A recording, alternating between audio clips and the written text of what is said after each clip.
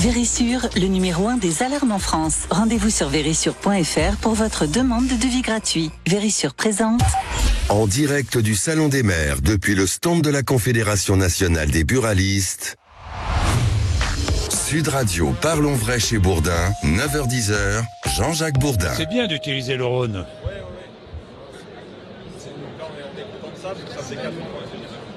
Ouais, ça c'est bien. Oui. Bien, nous sommes à l'antenne. J'étais en train de discuter avec nos maires, nos deux maires invités. Julien Sanchez, je le rappelle, maire Rassemblement National de Beaucaire. Depuis 2014, Beaucaire c'est dans le Gard, 15 659 habitants.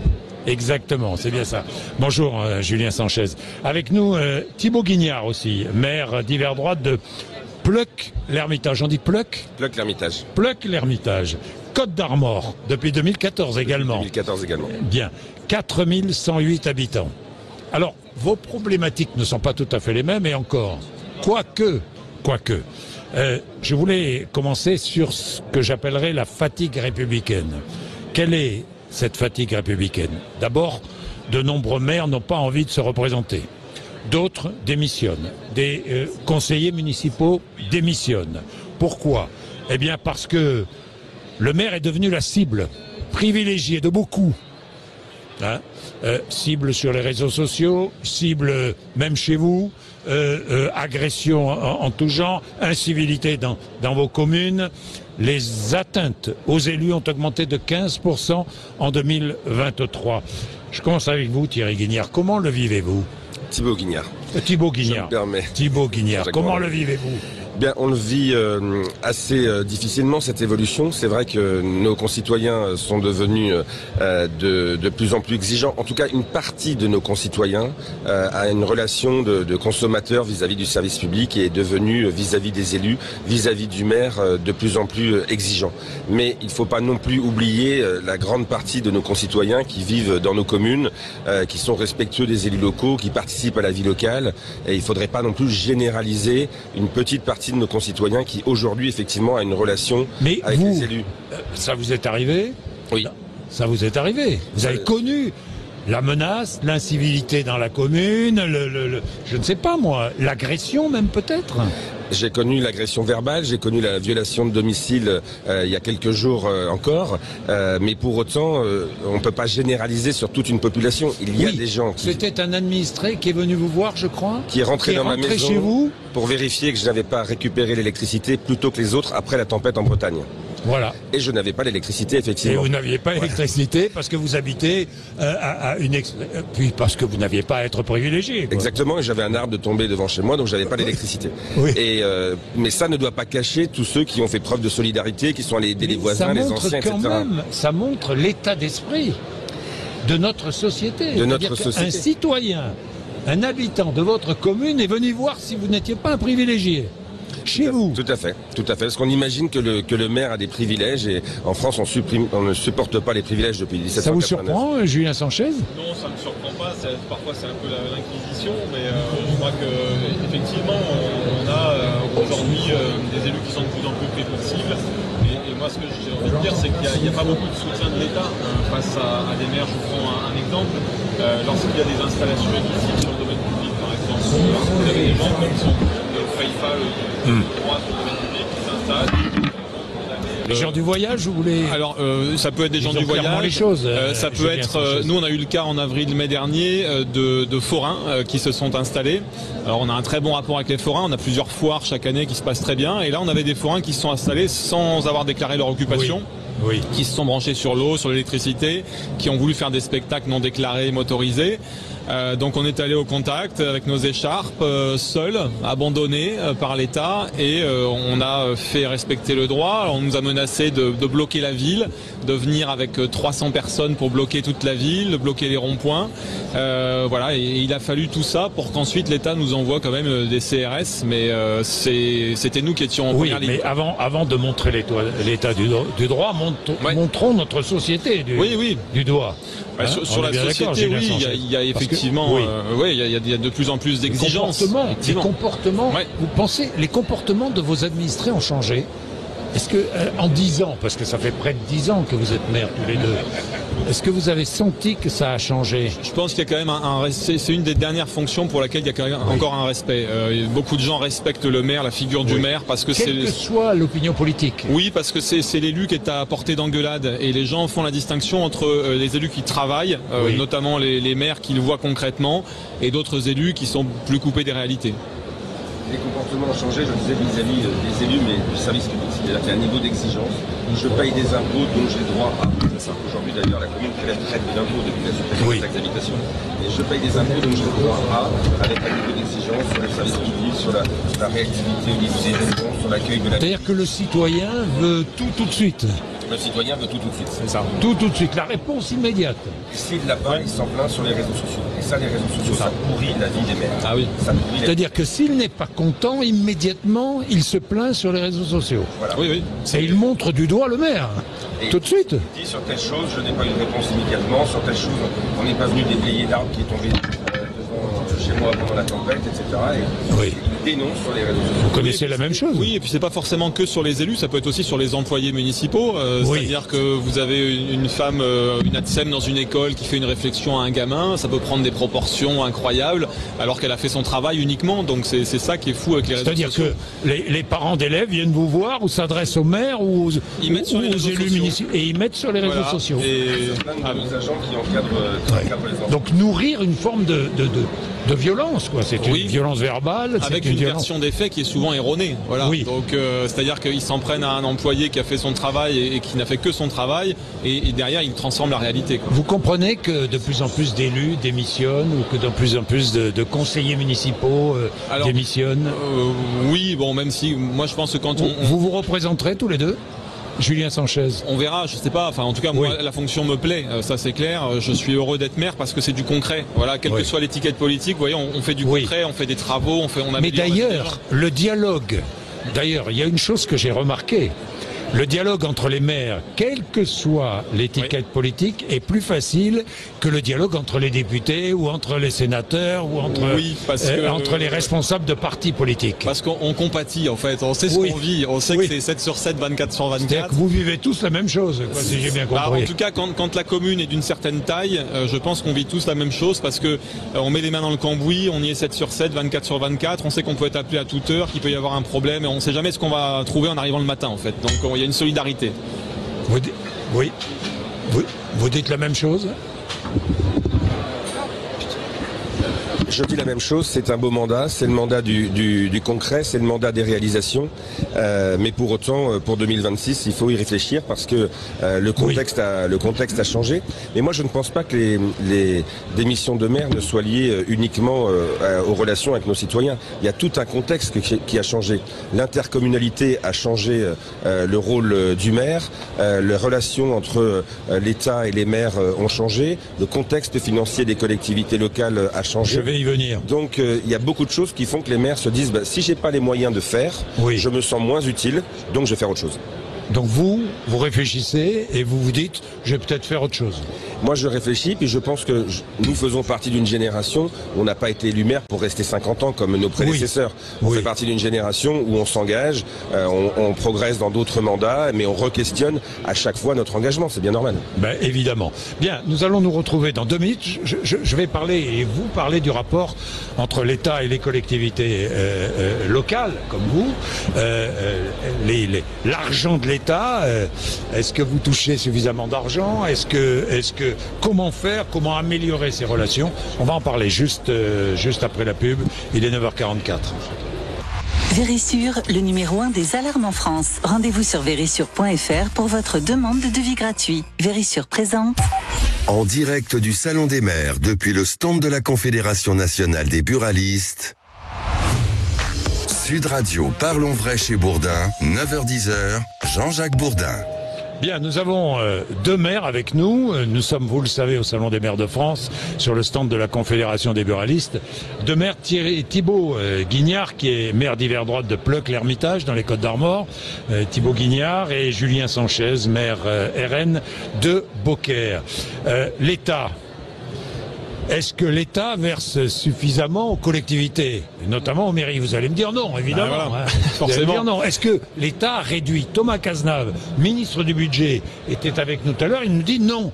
Nous n'avons pas réduit nos Alors, dotations. Juste très rapidement, il y a plusieurs choses qui ne sont pas compensées. L'inflation, notamment, qui n'est pas compensée. Nous, on a eu une hausse des prix sur un grand nombre de marchés publics, par exemple tout ce qui est alimentaire. Oui. Tout ça a augmenté énormément. On n'a pas en face une augmentation des dotations. Ensuite, on a les décisions qui sont prises par l'État en cours d'année. Une fois que les budgets sont votés, ils décident de l'augmentation du point d'indice des fonctionnaires. Tant mieux pour les fonctionnaires, mais moi, ça représente plus de 300 000 euros qu'on m'impose d'un coup. Vos fonctionnaires que je dois municipaux. trouver. Oui. Mais ça, c'est une décision de l'État qui tombe en cours d'année une fois que le budget est voté. On nous prévient pas avant. Oui.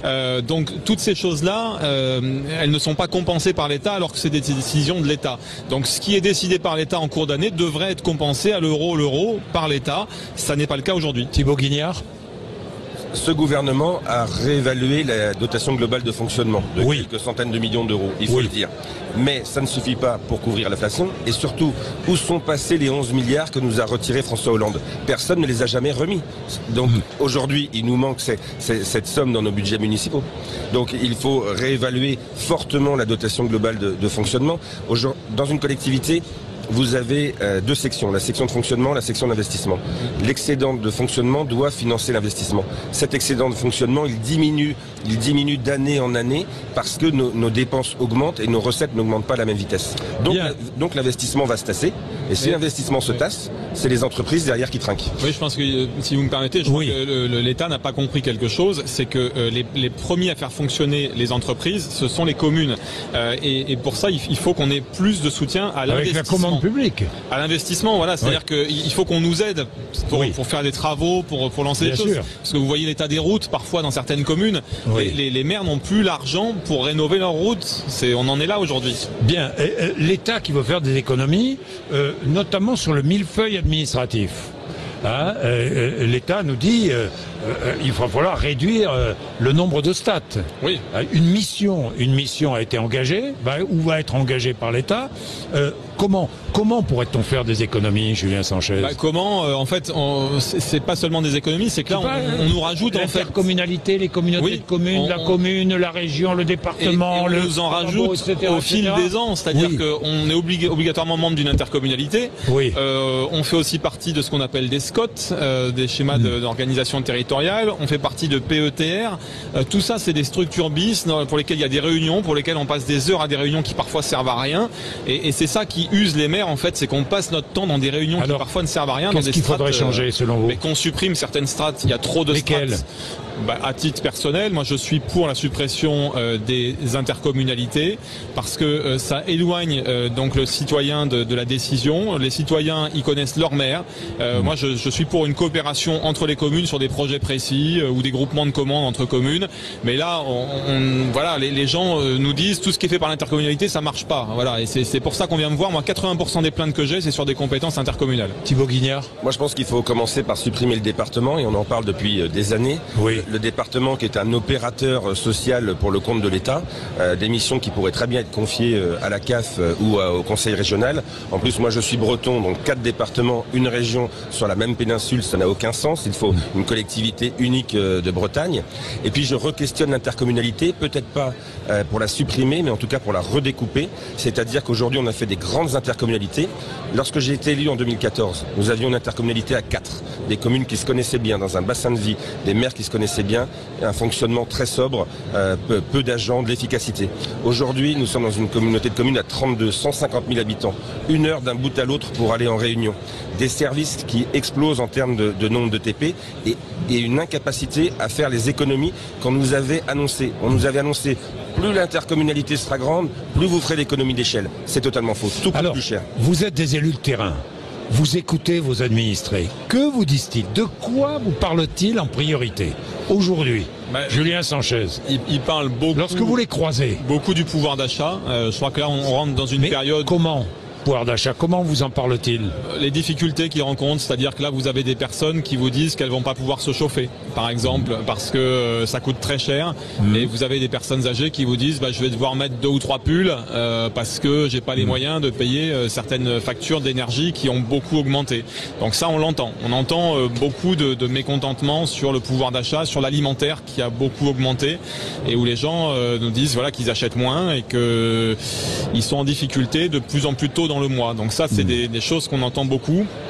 Et après ça c'est des politiques d'État, c'est à l'État d'intervenir sur les produits alimentaires, sur les énergies. Mais le citoyen confond, pense que vous êtes un représentant de l'État quelque part, même s'ils connaissent votre couleur politique, non? Mais les collectivités œuvrent pour le pouvoir d'achat. Je vais prendre un exemple, la cantine scolaire. Prix moyen de revient d'un repas, 7 € en France. Prix moyen de revente, 3,50 €. Ça veut dire que l'on subventionne le repas des enfants à 3,50 € tous les midis. 182 jours d'école par an, ça fait 654 € par enfant pour financer leur repas. Donc on subventionne l'alimentation des enfants, des familles, et c'est souvent le repas le plus complet, le plus copieux de la journée.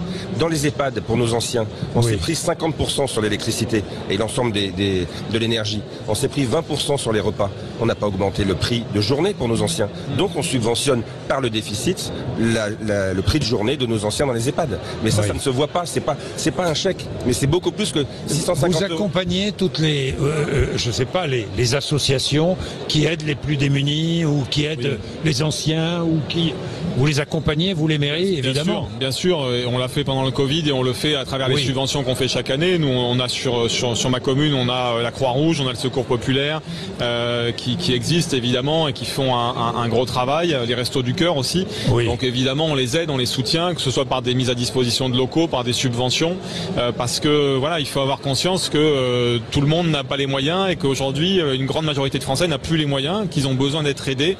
Donc, est-ce que vous pensez que le citoyen se tourne vers vous parce que il a le sentiment que l'État l'abandonne?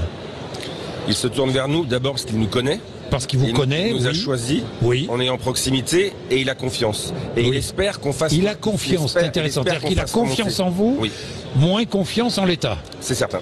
D'ailleurs, les enquêtes d'opinion le montrent. Les enquêtes d'opinion le montrent.